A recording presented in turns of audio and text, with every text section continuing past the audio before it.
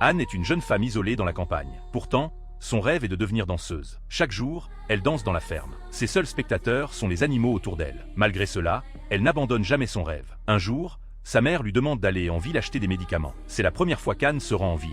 Elle décide d'entrer d'abord dans un cinéma. En voyant les acteurs danser à l'écran, les yeux d'Anne brillent d'envie et d'admiration. Elle est complètement captivée par le film. En réalité, sa mère ne soutient pas son rêve. Elle lui interdit même formellement d'aller en ville. Car le père d'Anne est paralysé et alité, et la famille n'a pas le moindre surplus d'argent. Sur le chemin du retour, une rafale de vent emporte la pellicule qu'Anne tient dans sa main. Elle se précipite dans le champ de blé pour la chercher. C'est alors qu'elle remarque un épouvantail devant elle. Cette pellicule lui avait été donnée par un projectionniste. À la sortie du cinéma, il avait remarqué le désir profond de danser dans le regard d'Anne. C'est pour cette raison qu'il avait engagé la conversation avec elle.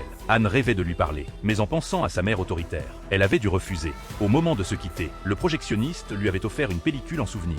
Face à l'épouvantail, Anne a soudain une idée audacieuse. Elle l'arrache de son support et commence à danser avec lui. Anne est entièrement plongée dans son propre monde.